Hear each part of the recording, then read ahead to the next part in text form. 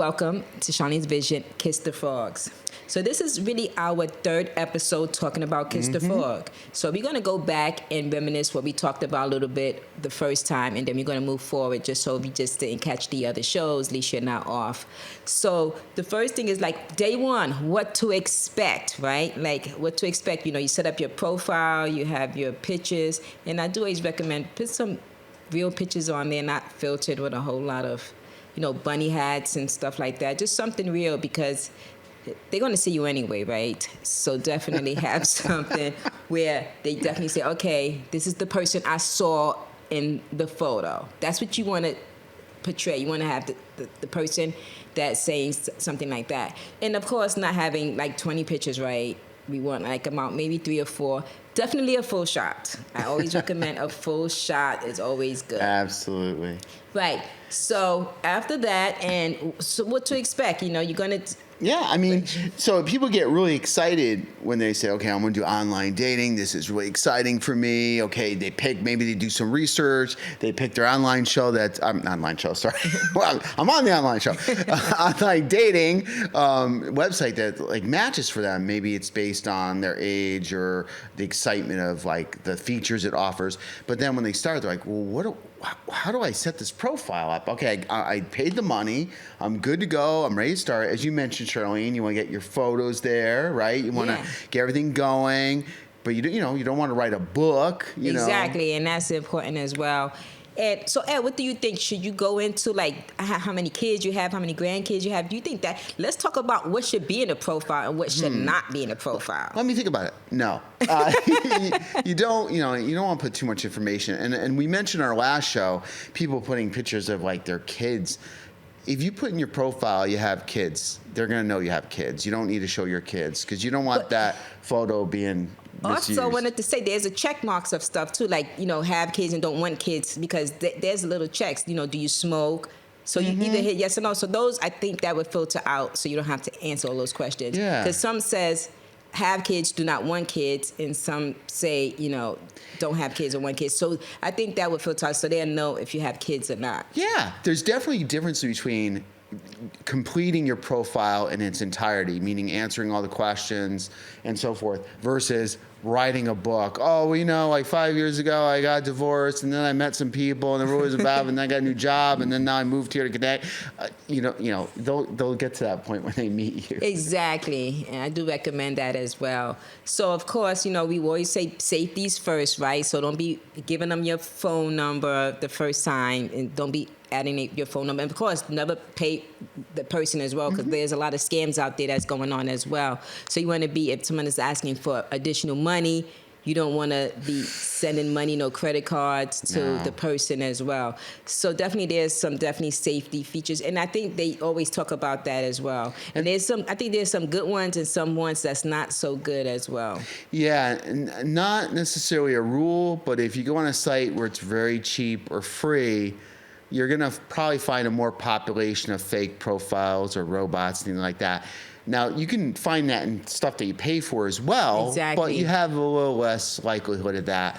And one thing to mention, too, Charlene, that happened to one of my friends is that you have to be very careful who you talk to, as you mentioned, because people are pretty slick. They could talk to you for quite a long time before they finally ask you, hey, I need some money, I'm on hard times. So you have to be very vigilant on who you talk with. Exactly. I agree with that because there is something maybe behind the scenes too. And I know I did have someone that always is like, okay, I need a place to stay. So maybe, you know, so it's always those people. But, you know, just be safe, of course, and give other people your information. I know they have this new thing out now where they could track, you know, you like have someone in your family track you where you are. Yeah, that's a really good point. So 2 things. One, the tracking part, you know, always make sure, and I think we mentioned in our last show, but it's good, there's a good reminder, is when and this is for our next show too, when we talk about the first date, but when you go on a date, you want to make sure that people know where you are. But it's also good to talk to your friends and say, hey, I'm talking to so-and-so, and, you know, where you feel comfortable, because at least they know, you know, maybe they have some safety tips for you. Another feature that a lot of dating sites are doing is verifying your photo. So sometimes on day one, don't get frustrated if your photos don't show on your profile right away because they're being verified, which is good, by the website. I like that. I like the ones that's taking that precaution and making sure they verify your. And a lot of them even ask if you vaccinated now. I noticed that. Really? So Okay. yeah, and they want to know if you vaccinated or not. Some people. It's important to some people. You know, some people's like, I just want to talk to people that's vaccinated. Interesting, right? Times has changed very much. Yeah, I think some of them have like I'd heard have like a little sticker or something to show like your vaccine. Maybe I'm thinking of Facebook, but that's good that they have it now because right now that's kind of important for people who are, you know, who have COVID or are afraid of getting COVID, and they want to. That's important to them. So right. That's really good. And that's the thing as well. I remember I recall going on a date one time and someone was like, oh, yeah, so we could pay Dutch. I was like, Dutch? What is Dutch? I didn't even know what Dutch was. So sometimes you need to know those terms, too, because sometimes there's always LTR, right? So let's talk a little bit about a lot of those terms. I mean, Dutch, like, okay, so I didn't know what Dutch was. I was like, what I'm is not Dutch. You could say I'm African American. I'm Italian. And that Dutch to you? You know, it's like, what are you talking about? I know. It's like, oh yeah, we doing Dutch. Or you know, LTR. And what's some other ones that you know of? It's not so much that people might mention it right away, but you know, people use the term, "Oh, I was ghosted on my last date or after my last date." What does that mean? Because that sounds like a paranormal investigation, right? And we talked a little bit about that at last show. But you want to explain what ghosting is, or you want me to? Well, I think it could be different for other people. Like basically, if you speak to someone, right, and then it's like if they don't call you back. And you call them and they do not pick up, they ghost you. Yeah, they probably ghost you. So you don't want to continue to call them weeks later and say, Exactly. oh, maybe something happened today, or try to do something. I think you should just say, you know what? I think this is a loss for me, and I've been ghosted. I mean, ghosting is fine. At least I think it's better for them to ghost you than for them to come around and start looking and you know, stuff like that. Ghosting is not that bad because people always like thinking ghost is a bad thing, but I don't think it's that bad. At least you know you're not getting with someone that's not interested. What do you think, Ed? I agree. I mean, to me, there might be two levels of ghosting. Now, ghosting means basically like you just never hear from them. What happened? I was talking with them every day, and now I don't hear from them ever again. And to your point, when you're meeting somebody, I think that's fine because some people are just sensitive. They don't want to hurt anybody's feelings. Exactly. Now, one thing I want to talk about ghosting is that, first of all, there's some people out there we know that, you know, you go on your first date and, you know, you like the person and they say they all into you and you move kind of too fast. So you get a little bit of intimate with them. Might be like, oh, this is going to be great. You know, you start doing things you probably shouldn't have done, but, you know, everything is getting heated up. And then after, you know, you do certain things and the next thing you know, the next following day, you're a ghost. I don't think that's cool at all. That's not appropriate. And let's just say, here, that's a great example. Another example is, let's say you're dated for like 2 months. And, you know, even if you haven't done anything like that physical or whatever, say you're dating, you're seeing the person, you're getting a groove, you're getting to know each other, you're somewhat establishing an exclusive relationship, maybe, and all of a sudden, boom, you don't hear from them again. That's happened too, and then I think it's another example where I just don't think it's appropriate. You know, take the time. If you invested with somebody, just tell them a nice note as best you can that, you know, I'm sorry I met somebody else or I'm not interested. You know, just tell the truth. And if you're on the other end of receiving that, just take it and just go with it. Don't be offended and say, well, what is it? Was I not cute? Was it, you know, I don't have enough money? Just let it go. If that person's not into you, like you said, Charlene, then it's not meant to be. Sometimes people do want to know. I think sometimes I feel like I might want to know, like, you know, can you just tell me maybe what was it? But sometimes people feel they don't want to hurt your feelings. Of course, they just say, you know, it's just not a great match. Exactly. I mean, it's just something that. So it's always a way that you can just say, you know what, I'm just gonna let it be. And there's some people, which is good. Some people find someone in a month. Some people find people in 6 months. This is a process. This is not something that's going to happen overnight. It's going to take some time. It's not going to be something in 1 week, 1 month. It's going to be something that could take. It could take 3 months. It could take 4 months. It could take a year before you find that right person. Exactly. And that's what I said as well. Do not just basically settle, I say. Because, and that's a good segue right into, getting active. So we're talking about like day one, as Charlene mentioned. Don't expect to meet somebody on day one, like Charlene's saying. It could take a week, it could take a month, it could take a very long time.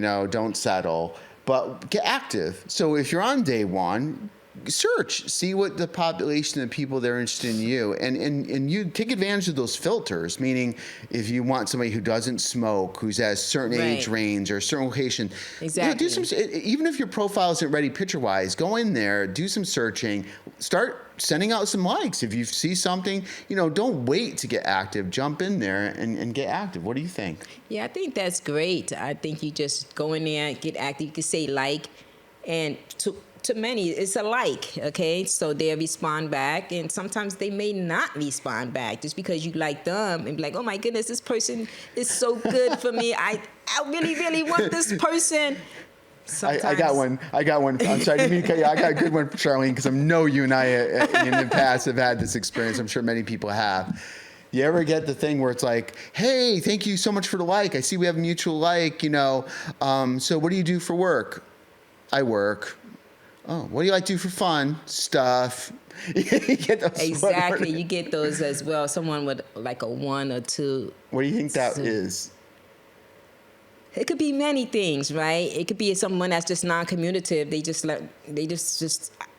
could just be non-communicative. They just want to just say 1 or 2 things. They could be so busy they could just say, okay, but it could be, who knows? They have so many other people. Exactly. So they is like, okay, let me just type this one really quick. Let me do this one.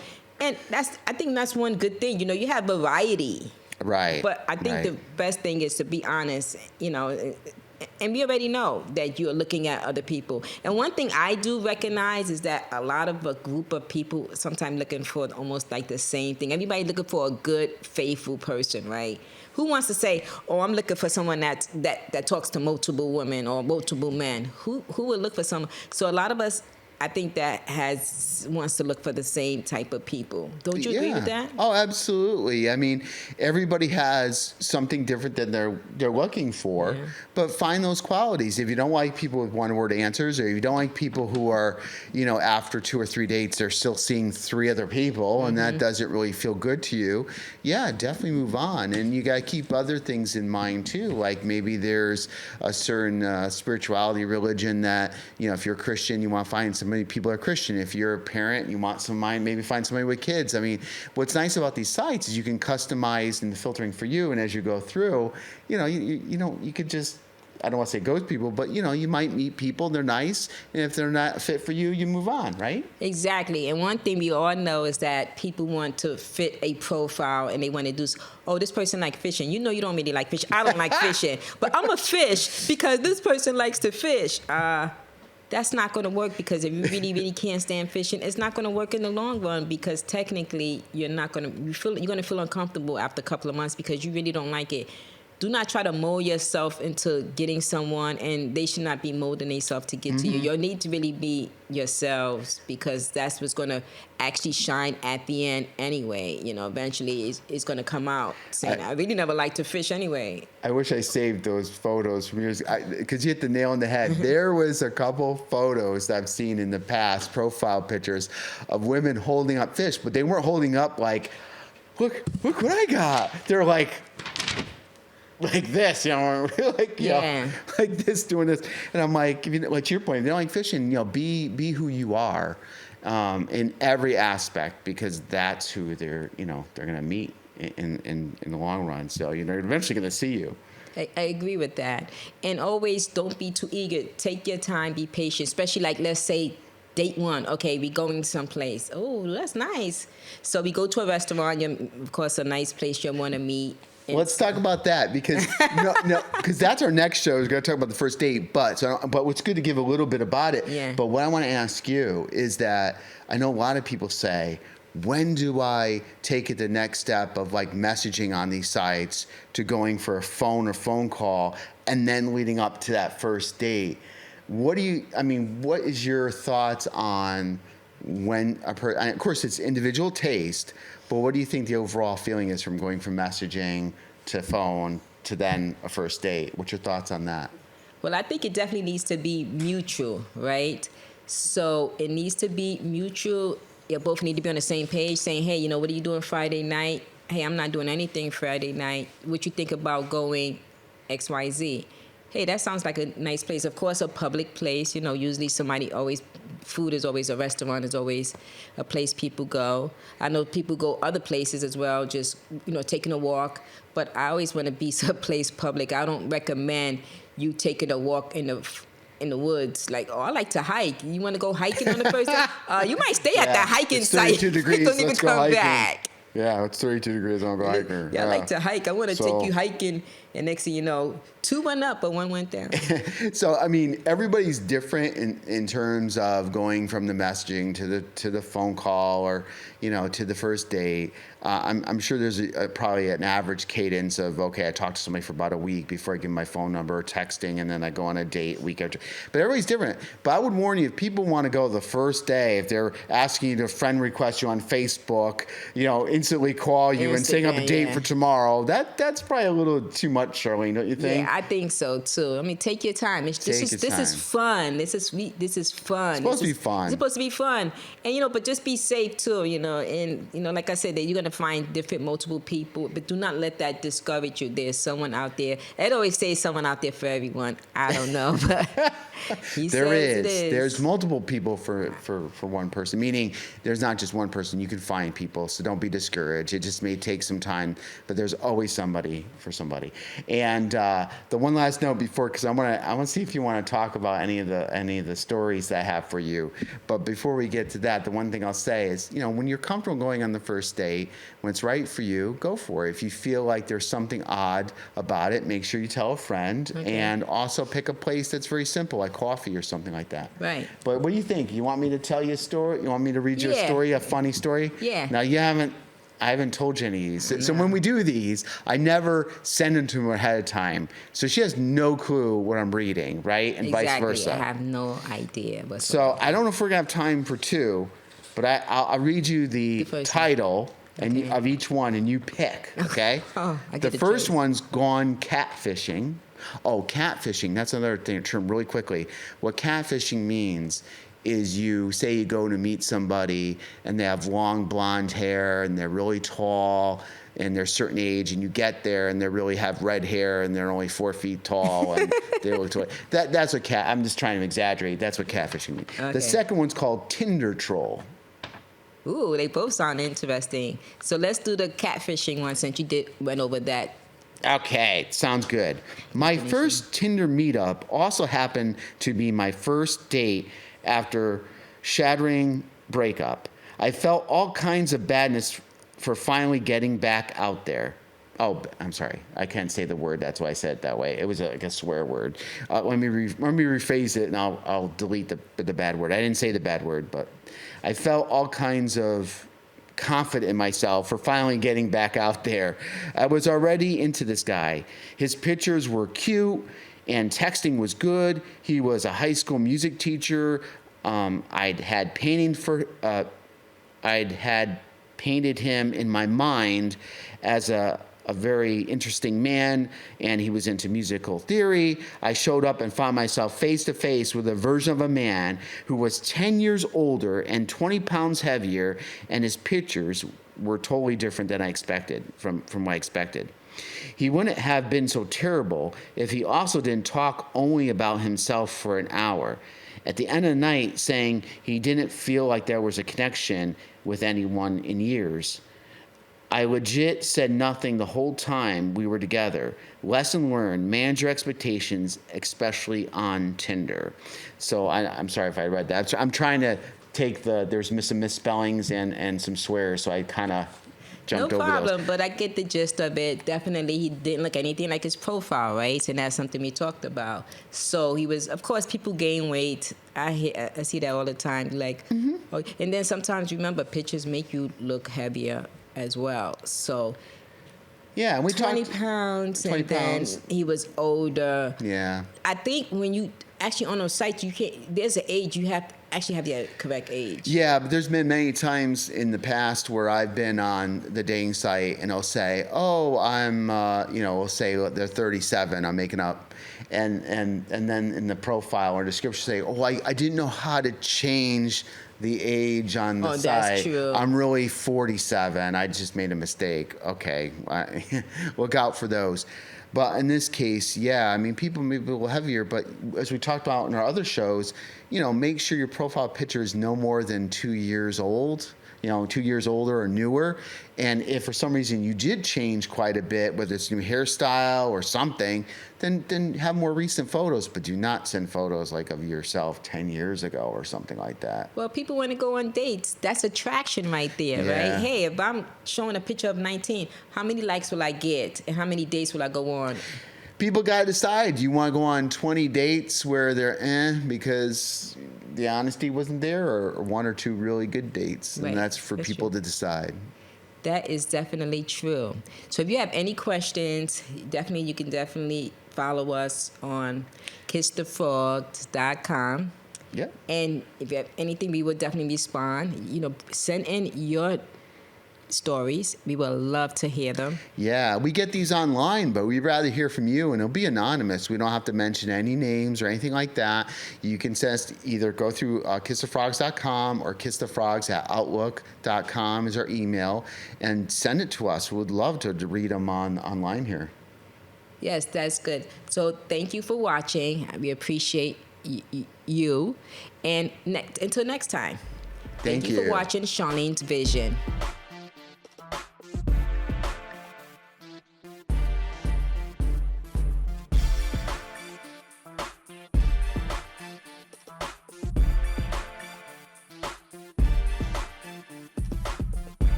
Welcome, I'm Nick Augustino.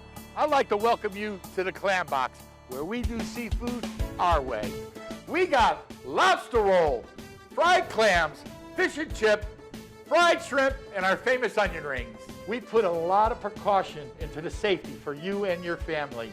Not only do we use plexiglass at the cash register and sanitizer, we all wear gloves and we all keep a 6-foot distancing, and everybody must wear a mask. We carry all the options. We got DoorDash, Grubhub, Uber Eats, and of course, we got curbside where we bring it right to your car. Online ordering is available at clamboxnewbritain.com or by calling us at 860-357-3118.